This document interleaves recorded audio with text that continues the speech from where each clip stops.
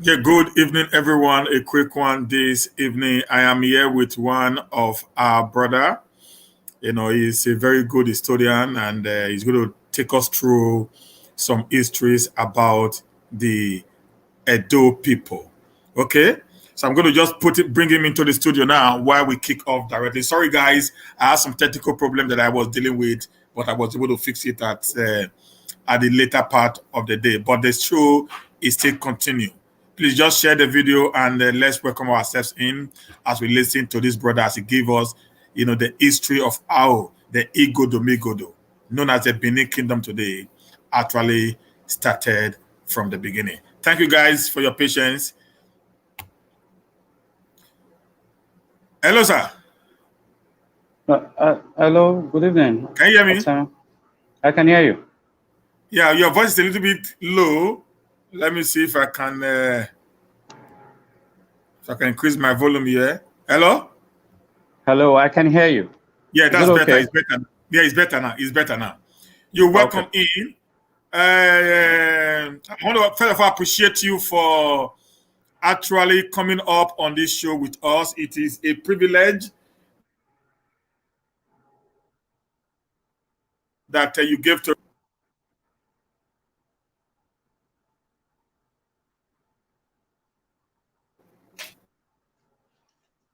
right now. I think I have, okay, it's a privilege to do this with you. We really appreciate it. And we believe that we can do more of this because those of us that are in the diaspora want to know more about our culture, want to know more about our history. We have children who are born here, and most of them don't actually know anything about where we are coming from because we don't know. But with a platform like this, you can help us to also train our children to not know their root and their origins. I think that's going to help us. So we really appreciate you for coming in. Please, this is our brother. He's a very great historian from Benin Kingdom. His name is Izoduwa Imasuen. If I'm very correct, sir. We are doing now. You're very correct. Yeah. And so he's going to take us through. I want him to start from the beginning. It's going to help us. He's going to start from the beginning so that we can be able to get a very clear insight of where we are coming from. Please, sir, you can just introduce yourself and the show starts. All right. Thank you very much, Area Mayor Toy Stephen. My name is Imasuen Izoduwa, and I'm a boarding. I like to use the word. I'm a boarding historian. I'm still learning from quite a whole lot of harries of indigenous historians of Benin extract, as well as academic historians of Benin extract. Indigenous historians, in the sense that they didn't read history in the university, but they are quite acquainted with the history of the old Benin society. And we also have some set of Benin historians that studied practically African history in the university. So I'm more of like a young chap who's learning from these both classes of Benin historians. So I like to use the word boarding historian. So the question that you've asked is quite a very complicated and complex question because we'll now have to look at different perspectives as to the origin of us as a people. Some will be steeped in our mythological explanation of our origin. Some will be steeped in the how factual and how factual our history is. But I'm not more of like, I don't subscribe to the mythological part of the Benin history. So I like to keep on with the factual aspect. One cannot really tell the origin. The first man that the Benin knew to be, we usually call him the progenitor of the Benin or Edo race. In this case, I will use the word interchangeably. I could use the word Benin, I'm referring to Edo. I could use the word Edo, I'm referring to Benin. Whichever one I use, to me, they are all the same thing. So the man that we believe that is a progenitor of our race is called Paidu. Paidu. We believe that all of us came from the scions of Paidu. But certainly, one would not want to start unveiling the concept of who was Idu's wife. But one thing the history can really remember is that we know that Idu was also born in Benin land, present-day Benin City. And that's why we have a song, Otogbe, Otalaka, Evaniana Bidu. So we believe that our progenitor was also given birth to in the Koi center of the Benin land. There's a place where there's a sort of a four junction where the Alaka is a street now at the very back of the palace of the Oba of Benin, where it means with the Ogbe soil, the homestead of the Obas of Benin. So we call that place Ogbe Nalaka. So we believe that that is a place. There is even Ihimi, the Ihimi or the origin of the Edo people that is still at the Alaka street. During the 13 pilgrimage stations of processions, Obana Monaige, if Oba makes any person a chief, he or she must follow through. Sorry, not he or she. He must follow through 13 pilgrimage stations. This third pilgrimage station that the chief must follow is the Ihimi Nabayogbe, which we believe is the first Ihimi that was planted in the present day Benin Kingdom. All right, the Ihimi tree is still there till the date. So probably we're talking about the Ihimi that could have lasted over 5,000, somewhat 10,000 years ago, because the history of Idu exceeds every other history in Benin land. So one could tell that Idu is the progenitor of our race. Through him, Benin started to spread out. First, from distant locations, which we are still contesting, because like I said, these things are steeped in complexities, quite complicated. But first, we believe that it could either have been Unhumu Idun. Unhumu Idun, translated in English, meaning premium town. That means the first sort of established city or a meaning city within the present day Benin Kingdom was at Unhuidun. We call it the Unhuidun. Unhuidun translated in English means the premium town. Idun in recent Benin language means a quarter, but in old it was likened to be like a town. Hundun as it cuts across a larger part of the MM with Moritola Mohammed to the ICC, those who are quite acquainted with the Edo College, to where the MM way sort of meets intersect with the Akpakpava Road. Those quarters are called Uhunwidun.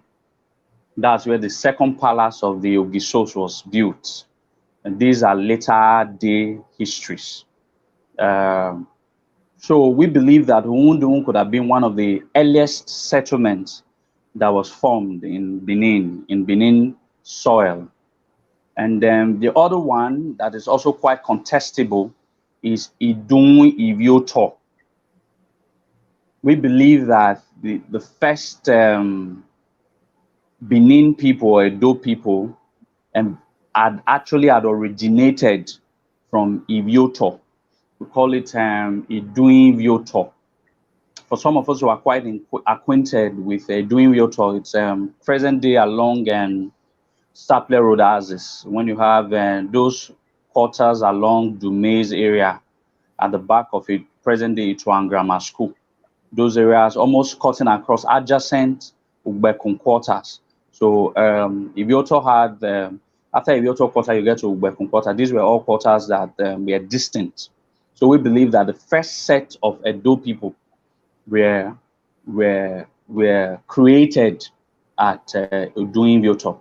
Why did I use the word created? The concept of migration is theories that were propounded by European archaeologists and historians like Percy and Maury Talbot, who is believed to have influenced the works of the first Benin indigenous historian, Jacob Owade Iraira, who believed that the Benins came from Egypt. Or the Benins came from Egypt, and first of all, we stopped at Sudan and blah, blah, blah, blah, blah. But in real sense, we have come to understand that Osayima Yotedo, just like God created all the old civilizations in there, no one could tell where the Ethiopia civilization, the indigenous Ethiopia people migrated from. Likewise, no one could tell where the original Egyptians migrated from, because these are ancient civilizations. So I can also say that no one can actually also tell that where the Benin people migrated from. Every migration theory still wouldn't explain the origin of the Edo people. But one thing that is pertinent, Egyptians, the original Egyptians in Egypt, the original Ethiopians in Ethiopia, whether in the valleys of the Kosh and all that, area of Sabe-Yima-Yedo, we also believe that even from scientific perspective, I have a very strong scientific background, where it is believed in the scientific world that evolution took place at different times, either at the same time or different places on planet Earth. So it is very pertinent to also know that at the time evolution was taking place in Egypt, evolution was taking place probably in Netherlands or in Germany, evolution was also taking place in the native Benin soil, which we believe could have been either Idun Ibioto or Unhun Idun, these two quarters. And from there, a lot of them could have migrated to the Ogbe quarters and other quarters. Ancient times, there were about 33 quarters that makes up of the present-day Benin city. So, but we believe that the premier two quarters would have been Uhumudun and Idun Ibioto. So, having said that, having established one very paramount thing in the course of all of our subsequent classes, that I do believe that God created the Edo people in Edo lands. If there are other streams of people who eventually came from other places, they came to meet the Aboriginal Edo people and eventually integrated themselves to become Edo. But however, the original Edo people were created in Edo land. And that is something that is verifiable by fact, even in our mythological beliefs, that Edo or Isiagbon, Edo is the center of the world. Our mythological belief of creation also coincides with some of our more sophisticated scientific findings that God created the Edo people on the native Edo soil. So having said that, obviously there were no administration. These people were not organized. They had quarters, they had preliminary community leaders. The oldest system of leadership in Edo land is your John Were system. The system where the oldest person in the community presides over the affairs of the community. It is through those things that people started to look into the possibilities of harmonizing these various different quarters to become more holistic, in order for them to have a more central focused goal, and that will achievable that could be expanded to become a reality either as a kingdom or as an empire. So we started to grow from our individual settlements and we started to merge. It is through that course that the elders or the leaders of these 33 quarters that makes up of the old Benin city or the ancient Benin city came together and they now decided that it is high time we have a structured leadership as to the governing of these vast lands. So an agreement was reached, and then I said, okay, how do we now convince the general public who have believed in their autonomous ideology that we now have a central government? So then I said, in order for the people to believe, we have to convince them that whoever becomes the leader of this group must have a sort of a divine presence or sort of in the supernatural interpretation, so as to convince the people that once you tell them that these people that we wish that they should now lead us centrally has a divine a kind of a divine presence, or a kind of being divine beings, the people will accept them as their natural rulers. So they coined words like a king Ogie, not Kishori. So that word was not really a titular word. It was an appellation. It was a statement that was used to convince the people that our Ogie ni Kisore Nahina, that sort of a thing. So that's when the the general Benin people now believed that we can accept these people as our natural leader. So a man whose nativity was from Udo town called Igodo was part of the cabinet because he was paternally from Udo, maternally from Iduin Yoto, paternally from Udo and maternally from Iduin Yoto. So the adjacent quarter, like I've explained earlier, was Ugbekum. So he had also by proximity he had affiliation to Ugbekum. Was able to meander his way through politics. I don't know whether it was called politics at that time, actually, but it was eventually chosen. That is Igodo. Yes, it was actually chosen. So Okay. Igodo came through a system, an Ojonwere system, that was the Ojonwere system of governance or government would have had existed in Benin hundreds of years before a central government was formed, in which Igodo became the first recognized central governor or central king. There were leadership structures in Benin before the Ogiso era started, but however, it was not centralized. It was autonomous. It was each had their settlements or their quarters or their villages or however you want to put it. But a compromise was reached for people to come together so that we can have a more central government that can preside over the affairs of our land. And through that, Igodo was able to place politics. I'll call it politics. I don't know what it was called then, though. So he was chosen. All right, like I said, they had to convince the general people that these people are not ordinary people. So they had to give them a title that reflects their divine nature. They are not divine people, as being speculated by a whole lot of historians. Not that they came from the sky. It was a tactics that was used by these elders to convince the general public to accept them as their central king by giving them a divine attribute. Okay, so that's where the title came from, Ogiso, which became the title of these earliest rulers, earliest recognized rulers of Edo land.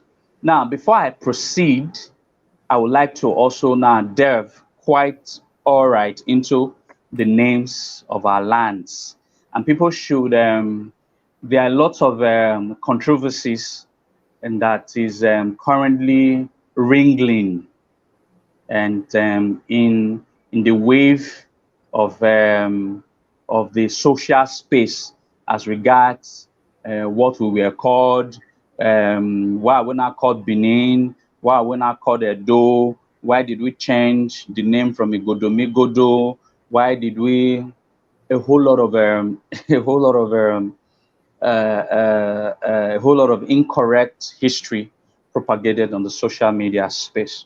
But however, one thing is certain, whether we at one point in time were called the Idu people, I'd already explained because that was to portray the progenitor of our race.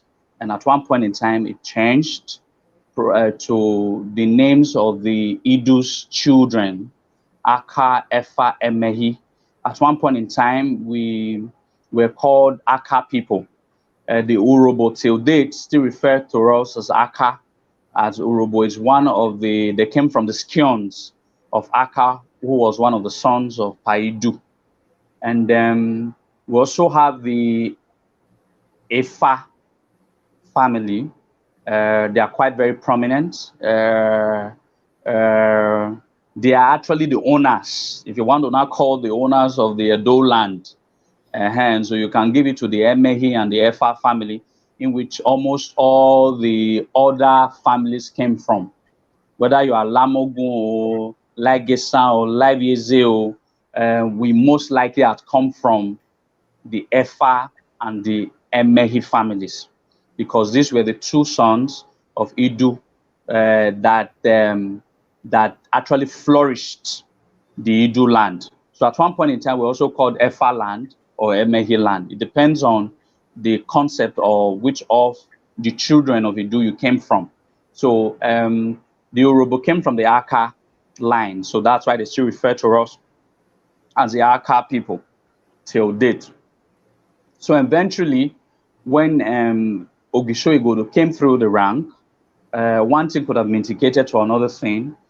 The name of the land was eventually not changed to Igodomigodo, something that sort of spells out the tumultuous nature of the Ogba, the Oredo, the hilltop, which was sometimes we now talk about the present day location of the Benin city, but Benin city was not always at this present location. It could have been in a more distant place because along the line you move. So eventually, our land at one point in time was also called Ubini.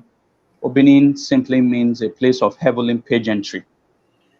So, and eventually from Ubinin, the Portuguese that came couldn't pronounce Ubinin, so they called it Benin. So after which, Obaiwari, these are much later date history. Obaiwari the first renamed the land and called it Edo. But in all of this, I really don't take so much importance in whether it's Idu land, Igodomigodo land, Efa land, Ubini or Edo. I don't take so much importance in any of them because I know that it is being referred to the same people, the same land, and the same geographical space. So I really don't, whether you refer to me as an Igodomigodo son or daughter, whether you refer to me as Ubinin son or daughter, it's all, whether you refer to me as Idu son or daughter, it just doesn't matter. It was change of name along this ancient civilization of the Edo people. So I think after which I've explained that, and I've also explained how Gisho Igodo, the first recognized central king of the Benin people, came to be. So, and sorry, I don't know whether there's any observations because I've been talking for like 20 minutes. Yeah. My what I was thinking was this. It means the Odionwe administration Yeah, had been in existence yeah, before the coming of the kingship.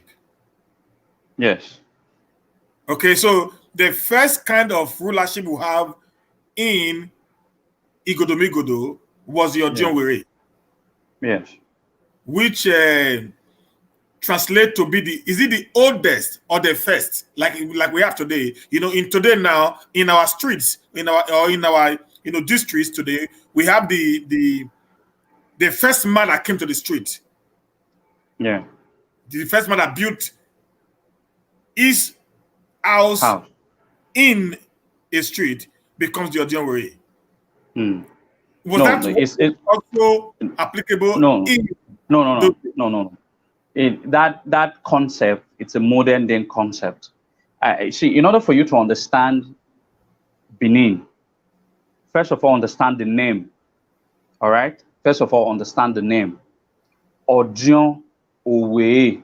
Owe means elders. Then the eldest of the elders is called Odionwe. Owe in Benin means elders. Awowe, that means the elders of the land. All right. Then the oldest amongst this Owe is called Odion Owe.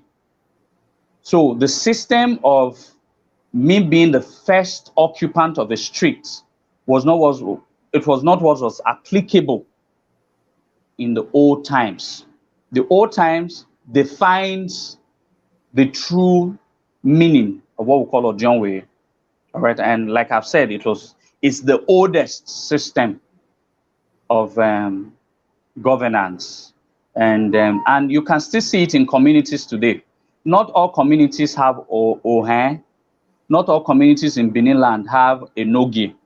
All right, but all communities have Odionwe because that is the oldest system. Even the Enogi must come to Ogwedion to be instituted as the now duke of that dukedom. So anyway, I don't want to cut in. I just want you to, if there's any question you can ask, so it gives me more precision in my analysis. Now, you also said that in this Odionwere, that was where Paidu, that's how Paidu became the head. Am I correct? I think we're having network problem now. No, not Paidu. Paidu. Hello. Hello, I can hear you. So no, not Paidu. Paidu had existed thousands of years before we even started the Odionwe system. Okay. All right. Okay. The man who came, and Paidu is the progenitor. It's like the first Benin man God created. Certainly not, but it's like the first Benin man created. So he had lived hundreds of years before we started the Odionwe system in different communities that makes up of our land. Okay. It is Igodo. It is Igodo that came through the Odionwe system to now establish a central government that we call Ogisoship. Okay. The eras of the kings. Okay. Now eras of the kings. So Igodo became the first king of Benin. Get it correctly. There were already leadership administration in Benin, but they were not kings because it wasn't central. For example, if you are from Uronigbe, okay, like let me give you some of the quarters. We have Ogbe, we have Uhunjun, we have Ogbeson, we have what's it called, the one Ivioto, we have Ugbekun. They were different quarters in the old times. So each of these quarters had their own leadership sort of system. All right, but you cannot refer to them as king, but they were leadership. All right, and that form of leadership was called the Odionwe kind of government. All right, but after the Odionwe kind of government, a central government was now formed. The first king of that central government that was formed was called Igodo. All right, it is Igodo now who now became the first recognized ruler of our land. All right, and I think the story of Igodo is in public space, and so that's when the system then we now moved from the system of rulership, of the oldest, to a more defined system of government called primogenation. All right. Now, that primogenation system is a system of father to son. All right. So Igodo started the whole primogenation system. So that means the Benin now, at the time of Igodo, had now had two types of government. All right. The first was the gerontocratic. We call it the gerontocratic, the oldest being the king or the ruler. And now we have now moved from the Ojonweship kind of government to the primogenation kind of government. Now, Ogiso's first son, Ogiso spent about 56 years. Sorry, Igodo spent about 56 years on the throne. So his son had a son. All right. So before Ogiso Igodo died, his only son died. All right. I can't really remember his name. So it was not his grandson, all right, that now became the next Ogiso after his grandfather. And that grandson of Ogiso Igodo is called A. All right. A is one of the most outstanding king of Benin across the two dynasties because his reformation policies is still one of the best.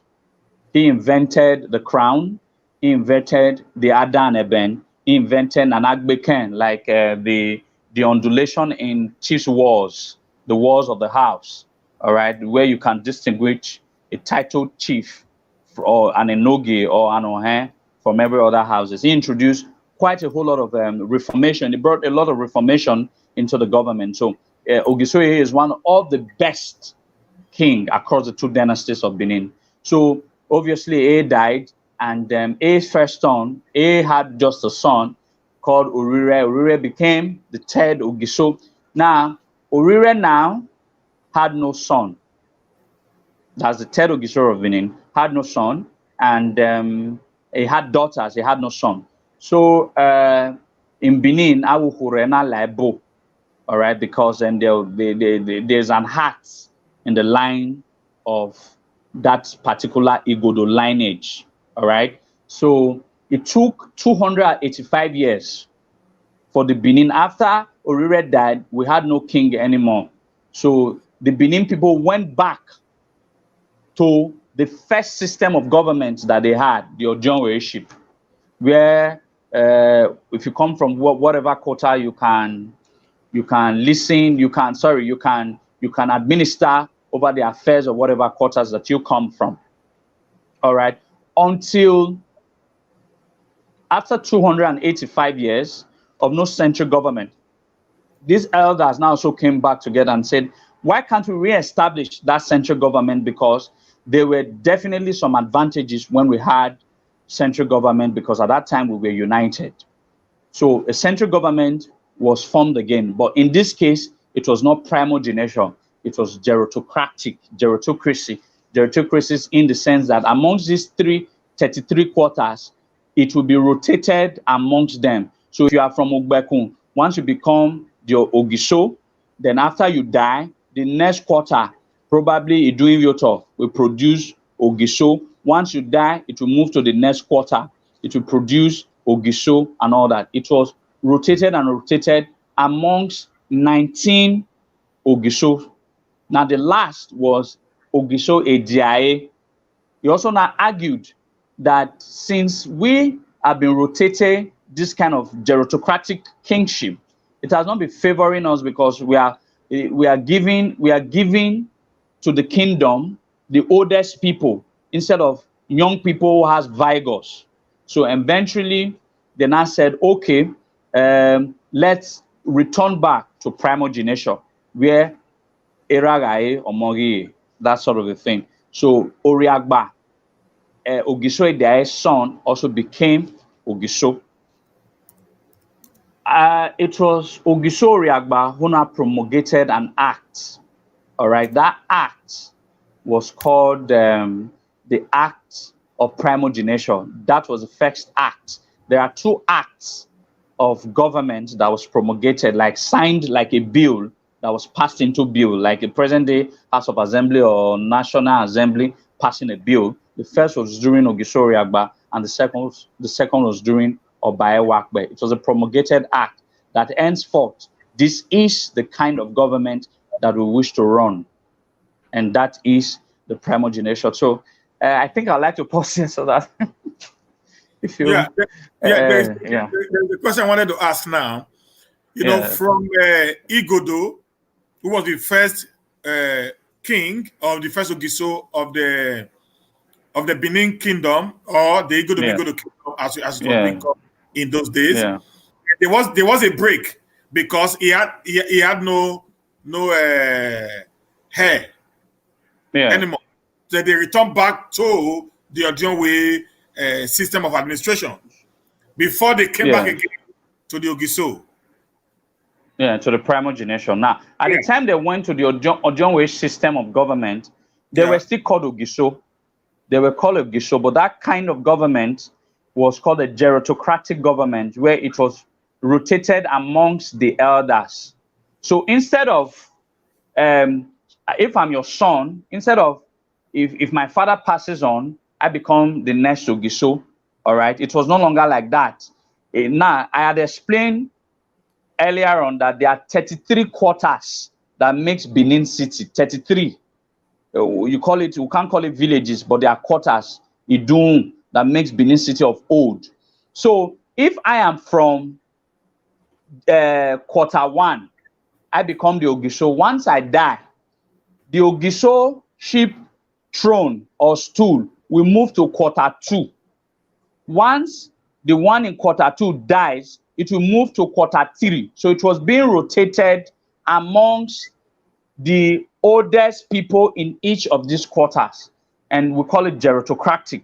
Until they also now realize that we can no longer be doing this, where we are feeding the oldest man to govern over the Edo people or the Godomigodo people. So they now return back to Primogenation. I think that's where I have stopped. Okay. Because I want my viewers to get the entire picture very well. That's why I have to take you back a little bit to know the last. So now the next question I'm going to ask is this: from the first Ogiso, which is Igodo, to the last Ogiso, which is Ewedo, if I'm not mistaken. Owodo, Owodo. Ogiso Owodo. Now, how many Ogisos do we have between this period of time, from the first guy to the last guy? 31. There were 31 of them. In number. I don't know if it will be possible for you maybe to give us a breakdown of those names so our viewers can get that. Well, I think when I was a boarding historian, I think that was a mistake I made. I didn't memorize all the 31 Ogisos. All right, I didn't memorize all of them, but I did memorize all the Obas. If it was Obas, I would have been able to list all of them and how they reigned, how they passed the throne from themselves, from one person to the other. All right, but for the Ogisos, I can only be able to tell you the most remarkable point. Between them. Like I've said, point number one is that the first Ogiso was Igodo. Then point number two is that the second Ogiso was the grandson of the first Ogiso, which was A. Point number three, A gave birth to a son called Orire, and that Orire had no son. So there was no longer any king in Benin for a period of 285 years. Then until it was now returned back. When it was now returned, there were now 19 of them that were Ogiso. We call them Ogiso Ojonwe. All right? The last of the 19th of them. So that means when you add 19 plus the first three, that is Igodo, A, Orire, if you add 19 to them, it will be 22. So the 22nd king of Benin, or the 22nd Ogisho, is Ediaye. All right. Now that Ediaye now, his son Ogisho Oriagba became the next in line. That Ogisho Oriagba is very, very important because of what he did. He promulgated an act. That act, I will not be able to remember all of them. It was 6 acts that was promulgated. The first act was that when he dies, his son or the next of kin becomes the next Ogisho of Benin. Then, when that act was being promulgated, it was 6 of them that promulgated that act. 6 of them. Ogisho Oriagba, Olia, Edoen, Eho, Ezomo, Eholo. It was 6 of them. So the other 5 of them are today now known as the kingmakers of Benin. They are not kingmakers in Benin. So the promulgated act was that these 5 elders, Edion, we call them Edion, they are not chiefs of the Oba of Benin. I did a video where I explained that the Uzama Niyon, they are not Oba's chiefs. They are Edion because it is not Oba that gave them that title. They have been there from time immemorial. So it was during the time of this Ogisho Oriagba that an oath was taken, the promulgated act, where it was agreed that the Ogisho will pass the throne from the father to the son, just like they themselves, these 5 elders, will also pass their title from themselves to their first surviving son. Now, the third act was that should in case the Ogisho passes on Otonariorwe, these elders must ensure that it is only the blue blood, someone from the royal line, who might not be directly from the Ogisho, but must be the next of kin to the Ogisho, must be the next Ogisho. It is the act. Also, it was also agreed that should Olia passes on or Edoen passes on, the Oba, or at that time, the Ogisho, must also ensure that there will not be vacancy on their title. It was about 6 acts. It was promulgated, an oath was taken at the shrine we called Enyimidu. So a totem of authority was assigned, and that is what has been maintained till date. That is why you see when Ogisho Owodo, who is the last Ogisho, when his only son Ikaladera travailed and got to Ile-Ife and all that, they ensured, as against all odds, that it must only be the son of the Ogisho that must sit on that throne. Whether it is a direct line, whether it is his direct son, whether it's his son, his grandson, his great-grandson, but he must share in the blue blood. That was the blue blood that was not with any other person in the land, even the people who wanted, the family who wanted to become the king, which is the Ogiamian family as of that time of history. So I think that Ogisho Oriagba is also very remarkable for people to take note of. Then and after that, we will now have Ogisho Owodo, who is now the last king, sort of the last Ogisho in the first dynasty, until we now started the Obaship line. So the Ogisho now is the 31st. So Ogisho Owodo is the 31st in almost about 256 years of history of the Ogisho dynasty. All right, he was the last. So he mitigated, his scions eventually mitigated into the Obaship. So that is why we now have the second dynasty today, which we call the Obas, are no longer Ogishos. So I think I'll pause there. Okay. Okay. Now I'm going to just ask you, because we're going to have more of this when we now start dealing with the Obas one after the other, if you don't mind. But it's not going to be today, but we'll having this series because people are really you have 100 and something on Facebook, you have about close to 230 on YouTube. Now you have on other Facebook, you have about 68. So in all, we're having about 400 and something people watching you live. I'm not talking about those that have been shared. So at the end of the day, you're going to end up having 10,000 views, from this very particular history, because the Benin people really want to get to know some fact about where they come from and why and why. Now, somebody just asked now, so we say, why did they have to change the name? How do we come about the name Igodomigodo? Because we know the first Ogiso was called Igodo. That was the name. So what now translated for the name to now be called Igodomigodo? Are you there? Yeah. Did you get that question now? Yeah, well, there are different postulations that, yes, I'm here. Yeah, he said, why did, come again with the question, please. The question he asked, he said, what now made them to not change the name from Igodo to be called Igodomigodo? No. Igodo was the king of Benin. It was not the name of the land. Okay. Igodomigodo is the name of the land. Igodo is a person. Igodomigodo is a location, a geographical space, is the name of our land. And a lot of persons try to tie Igodomigodo to Igodo. I don't think that's true. All right. Igodo means great. Some people say Igodomigodo means the land of the great, that sort of a thing. But Igodomigodo in an old Benin means undulating. All right. A land that is not is something that is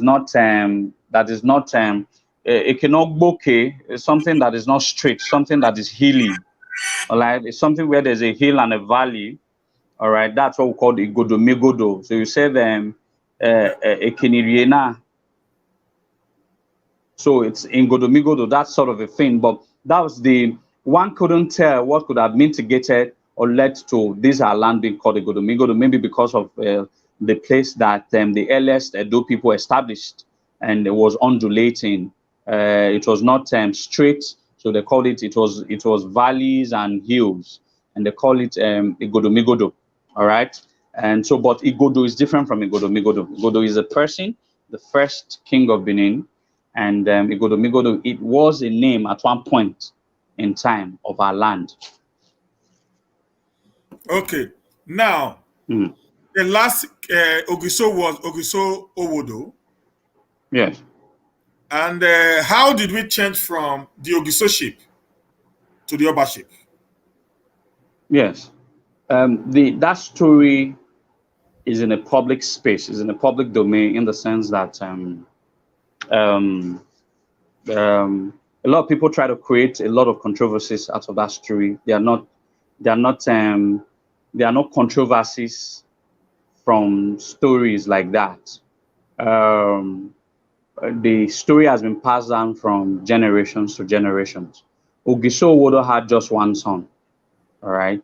And that son, for whatever intricacies and the politics of the palace, led to him being preserved to be executed. Sorry, I think if the viewers can give me some time, my generator, this Nigeria, we usually don't have light. It's sort of, I need to put fuel. So if you can give me about 5 minutes. Yeah, that's okay. All right. If any other questions just pop up, then you let me know. I'm coming. Just a few minutes. All right. Yeah, guys, we just need to give him some few minutes. You need to put up some fuel. Tina Otega, he has already explained that. You just came in. He has already told us how we started from. Okay, that the founder of the land was called Idu. It was Idu that was the founder of the progenitor of the Benin kingdom. Then from there, he had a son which was called Igodo. Okay, it was the sons. Before then, he said we have what we call the Odion system, of leadership.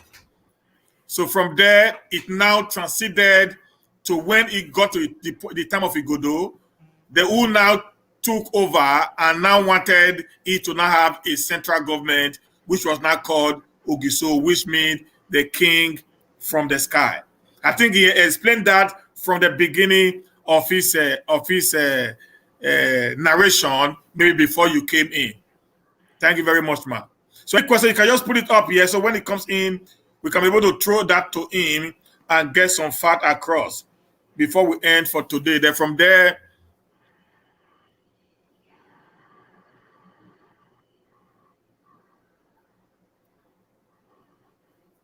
I don't know what you meant by cooking, Remy.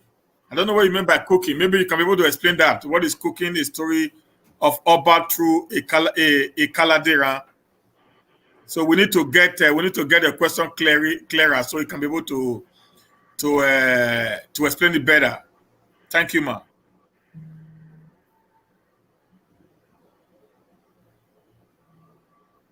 Hello, pa mere live broadcast. Yeah, yeah.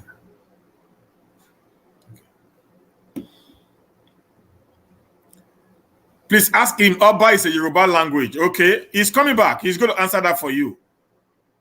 Okay, so just relax. That's why we are here today. We want to get everything done out. Okay, so Oba is a Yoruba language. I'm going to put that down now. That's just hold on. He's going to get that. No problem, ma'am. No problem, ma'am. We just, because why I brought this out, we have been having a lot of issues with the story, and most of us who are our children are abroad, we don't actually know the story. That's why I want to bring out this kind of time for someone who have an idea of the story to come back here and begin to explain to us some of the things that we need to know. You know, it's history, and history can be lost or found. There can be friction and all that put together. But at the end of the day, we are within a very unique circumference to understand where we came from. Okay, where we came from. That's what is really important to me. Not about who is who or who is not who. Where do we actually come from? Like you have these days, one of our brother who is in Germany, I think he was here now. I need to block him because he's actually making a lot of nuisance here. You know, so I need to block him off from my wall so that he can also learn. If you have your own idea, try to bring up questions that we can throw at the historian that he can give us a reply and answer. But every time I see this guy on Facebook or YouTube, all he talks about is insulting the palace. I'm not here for that today. I am here for our people to understand where we came from and what we stand for. Okay? Thank you very much, guys. I think he's back now. I think he has tried to top up his generator, so we can now listen from there.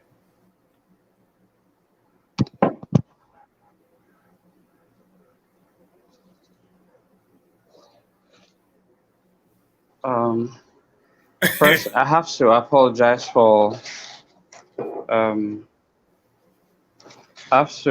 Sorry. So sorry. Where was I? Yeah, we're talking about the last Ogiso and the. Hello. Yeah, hello. Can you hear me? Hello. I can hear you clearly. Can you hear me?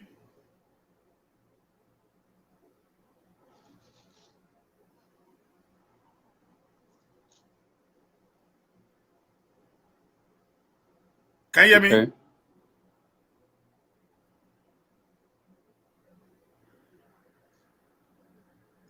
Hello, can you hear me?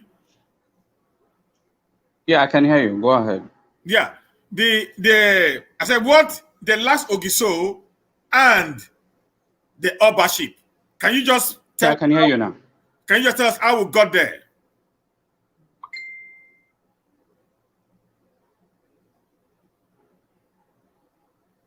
Network.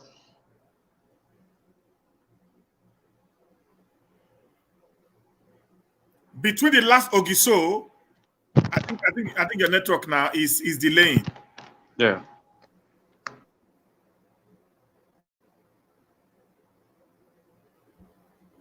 I think he's having some network problem there.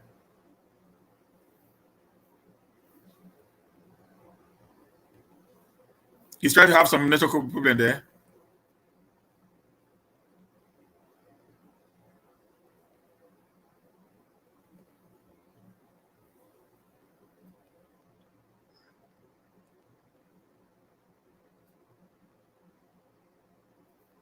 So we just wait and see if he's going to come back in. So we can just ask that question. They will call it a day today. He's going to come back again.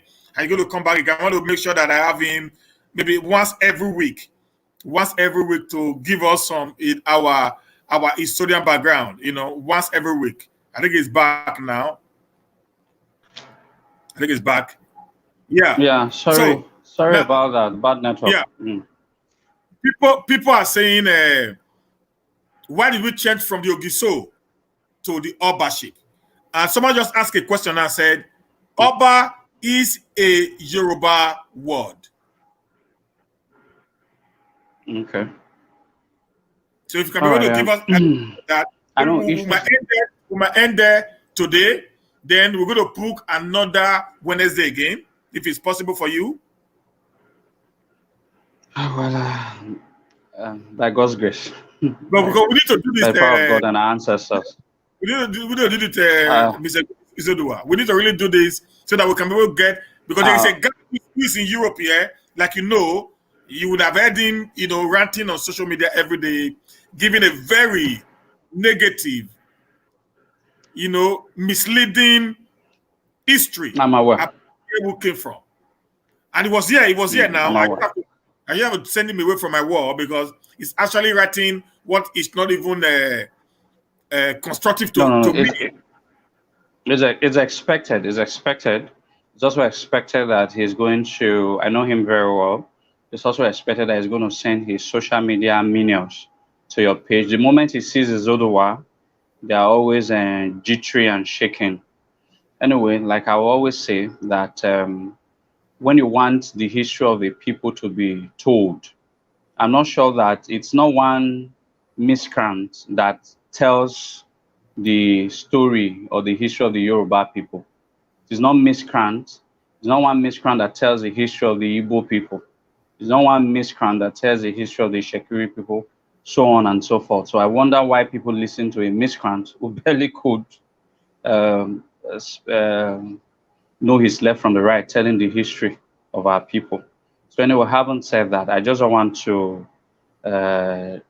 deviate from what they have asked. I'm going to answer them convincingly, the two questions I was asked. Why did we switch from Ogiso to Obaship? And that the word Oba is a Yoruba word. Yeah. I would like to first of all start in making that impression.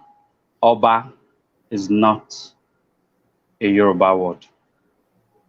Not in this life, not in the next life. And there are documents that stated that, e.g., I remember that Edo and Delta was part of the old Western region. Yeah. So once or twice in a year, the Council of the Traditional Rulers holds Laughing of Oyo, Alake of Egba, Oba of Benin, and blah, blah, blah, blah, blah. So there's a document that clearly stated all the, there's a document that clearly stated all the kings that was present in one of the conference that I held in Benin in either in the late 30s or in the early 40s. All right.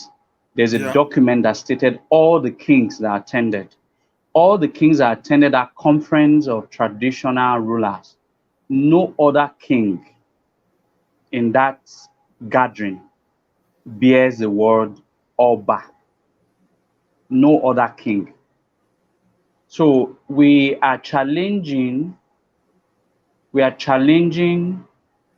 the Yoruba people to bring documents beyond that refer to any of their kings as Oba. I want to tell you now, you will not see it. So you have Alake of Egba, you have Osemawe you have Olowo of Osemawe of Ondo, you have Alafin of Oyo, you have Oni of Ife, you have Eleko of Eko, which is now called Oba of Lagos. We have quite a whole lot of them. No of them bear the word Oba, except the king of Benin, Oba of Benin. How can Oba could have been a Yoruba word, yet it was predominantly used by the king of Benin for thousands of years until recently, where it now crept into Yoruba kingship. Having said that, this is even a more substantial fact that is undisputable. As a Benin man, as a Benin man, how do you tell your child that uh, uh, you tell your child, how do you explain as a Benin man that this, hello, are you Hello. there? Yeah, we can hear you. Okay. Okay. How do you tell your own child or tell your brother or your cousin that to go and put on a red shirt? Go and put Yeah, on a red shirt. yeah, you monoba. Beautiful. Now, if you are in a difficult situation, although there might other be another words, I mean logo, emi ba, emi no ba, or sitaleme. All right. So that's another word. Now, then the third one, I will tie where I will ba. You know, this light shines. All right. This light shines. I will ba. So that means indigenously, the word oba has three indigenous meaning in Benin: difficult, reddish, and brightens or lights. All right. Of these three, the one that represents, the one that has a meaning in conformance with the titular uh, appellation of the king of Benin is a light. So you get the concept from the appellation that no Obayario no Yariova. Most of the Benin people do not pronounce it. Like I said, when you pronounce some of these words well, when you understand some of these words well, it gives you a sense of understanding the history behind it. Very good example. How do you pronounce it? Some people say, Omonoba Nedo. No, that's not how you pronounce it rightly.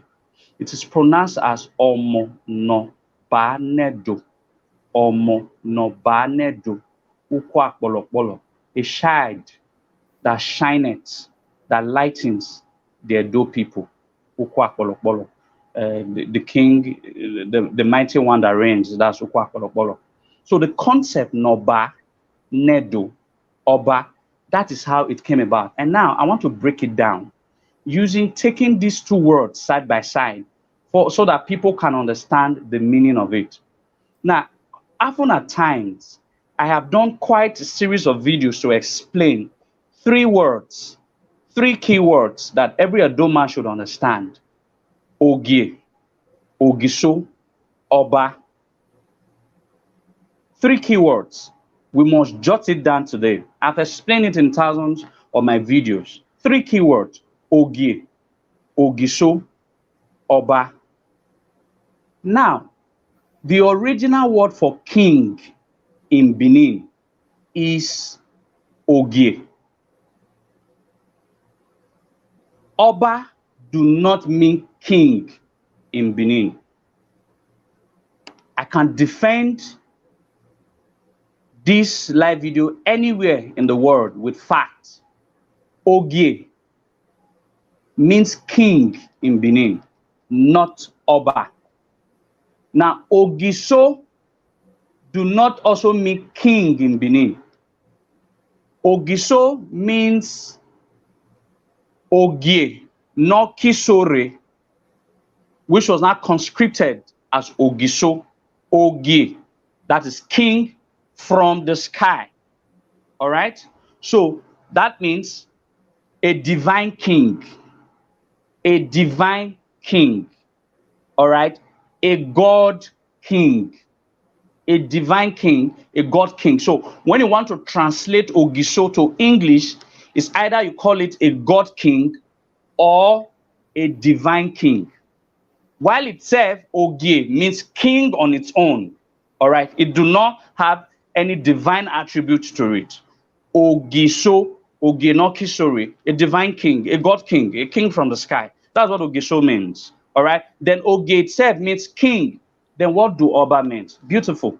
Now, the circumstances that led, I had explained it earlier in the video, in this live broadcast, that it was the circumstances, the people, the elders of the land were trying to convince the people that these people that are now, that have now become the head of this central government has a divine attribute that will make them accept them. So they're not coined the word Ogiso for them. So the circumstances at that time, over 2,000 years ago, prevailed on the elders to coin the word Ogiso, a divine king, for the people, so that they can accept that because these people are godlike.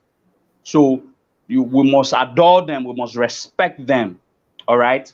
So that's how that word Ogiso came. Now, what was the circumstances that led to the Benin changing the word Ogiso to Oba? The same circumstances. Now we have not had, we now become a republican state, a state without true defined monarchical leadership. All right. Now, after Ikaladeran went on an exile, a self-exiled, went or a self-exiled, your network went on a went after Ikaladeran went on a self-exiled and went on a self-exiled and all that. So we had no king for a long time. We had no king for a long time. So now this young man, Eweka, the son of Oromiyan, came. All right. Is the network okay? Yes, okay. We are hearing you clearly. Okay. This young Eweka came. This young Eweka, this young man who eventually became Oba Eweka, which was called Prince Oko, when he came, he now became the salvation to our land. And that became, we have not had a king for close to 100 years. We have not tasted the leadership we've tasted for quite some time. All right. There was a vacuum of leadership. The people were yearning. The people were yearning for a king. The people were yearning for a king. So when this young man came, all right, he became the hope. Just like the people who are Christians, they're like Jesus Christ brought salvation, he's the light of the world, brought the hope to people. So that's how the elders of the land at that time, that this child has brought light to us as a people. So the light is not the physical light, it's divine. The light is celestial. The light is godlike. All right. So then I said, Omona Obanedo, this child is going to shine for the Edo people. This child is going to shine for the Edo people. Omonobanedo. All right. So that word coined out of this title, of this appellation, Omonoba, Omonoba. All right. Oba was not exercised. So Oba means light, not just any other light, a celestial light, a divine light. And that is why Oba means literally, when interpreted to English, literally king, God king, the light, the celestial light that shined for the Edo people. So in reality, Ogiso and Oba have the same meaning, but two different words that have the same meaning. Ogiso, I've earlier explained it. It's God, the God King. All right. Now I've also explained the circumstances that led Eweka becoming the Oba of Benin, or the 32nd king of Benin, or the 33rd. 32nd would have been Oromiyan, then 33rd would have been Eweka, or becoming the third. The circumstances that prevailed at that circumstances made the elders of the land also coin the word that eventually mitigated to the word Oba. So Oba is equals to Ogiso. two different words that have the same meaning in Benin. Then Ogie means king. Oba Ogiso means divine king.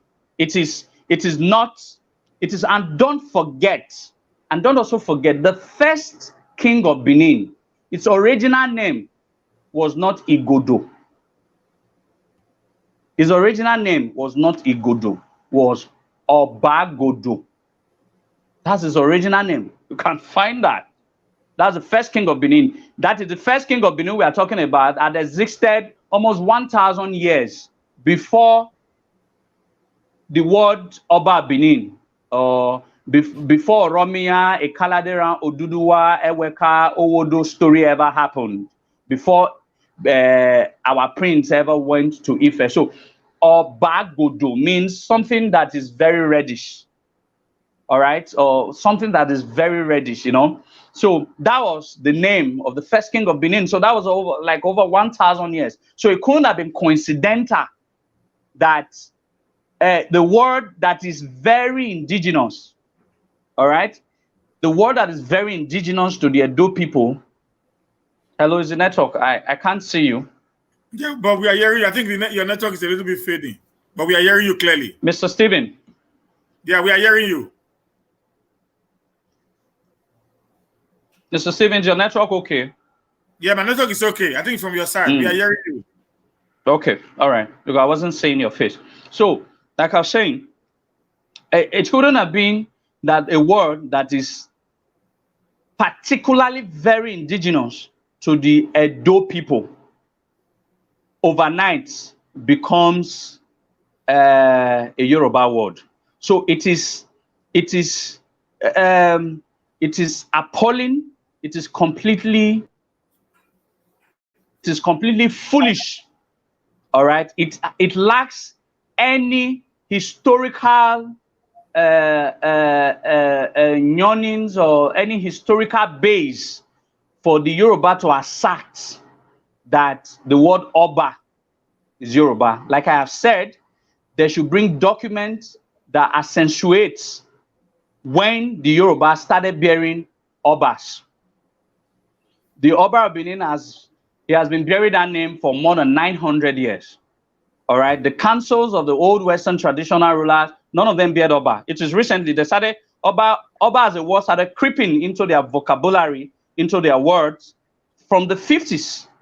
All right, so words that a word or a statement or a word that crept into their written, documented writings in the 50s becomes theirs, and it has been in our care for close to 1,000 years, and it is not ours, it's theirs. So we are going to, there is a generation of the Benin people who tolerated nonsense, who tolerated fallacies, who tolerated lies from the Yorubas. Our generations, most especially me, Izoduwa, we are not going to tolerate any fallacies and lies, because we have evidence, we have fact, we have more than enough evidence to prove that Yoruba claims are theirs are never theirs. We're not going to talk about Oduduwa today. We have a lot of time to knock them on their bets, to tell them who Oduduwa is, because they are still finding the origin of where Oduduwa came from. It's still a mystery to them, but we have told them where he came from. Because of sheer arrogance, they have failed to acknowledge our education, our sort of a real factual education of where Oduduwa came from. But I'm not going to dwell on that. And I have explained the two questions that was asked. First, Oba is not a Yoruba word, and second, the reason why the word negated or changed to Oba. Thank you. Thank you very much, my brother. I'm going to end here today because I want to get a full. My next chat with you is going to be on the story of Oduduwa, Kaladera, and the Obaship in Benin Kingdom. But that's going to be in our next Wednesday, chat as we come back here again to have time with our brother Izoduwa Imasuen. I want to say a big thank you, sir, for your time. Sorry, guys, for coming late to the show because of some technical problem, which I'm still dealing with, as you can see. But I want to say we've done well today, and by next week, Wednesday, same time, we are going to continue in the history of the Benin people. Want to know more about us? Put up your questions together, send it across to me via, my WhatsApp, so we can ask him questions as he narrates along the line on what we need to know about the Benin Kingdom. Thank you, guys. We appreciate you. My brother, we said a big thank you, sir, for coming around to actually share your knowledge of the Benin Kingdom with us. God bless you, sir. So hope to see you next week Wednesday. We're going to talk immediately after this. I'm going to call you now, immediately after this show. Then we're going to have some talk, and we'll see how we're going to plan for next week. Thank you very much. We appreciate you, sir. All right. Yeah, thank you, guys. We appreciate you all for this time. It has been a wonderful time. Please, I know a lot of you have whatever you want to say, but let's put this together. Send me your question on my WhatsApp. Send me a question on that WhatsApp number. Send me a question on that WhatsApp number. As much as you want to ask, send me the questions, and the question will be thrown at our brother when he comes back on Wednesday next week to give us more details, more historical background about the origin of Benin and our kingship. So we need to understand something here. He had already told us how we started as a people. Now, we're not going to go into the rulership method of Benin, which has already explained that of the Ogiso. The one that is actually creating a lot of controversy is between the Ogisoship and the Obaship in Benin Kingdom. By next week, I hope that he will be able to come here and give us a very, very, interesting and important explanation on how we came about the two. At this point, I want to say thank you, guys. See you on Wednesday next week for an historical moment. But on tomorrow, I'm going to have another guest in the house who is going to deal on very, very important topic. And on Friday, we're going to have another guest in the house who is going to also tell us about, an important topic. Every day of the week is going to be one guest coming in or the other. We're going to deal on issues that are bordering on the Benin Kingdom and also what is happening around Edo State and Nigeria. Please, on my Facebook page, I can't accept friend requests anymore because I have over 1,000 friend requests waiting.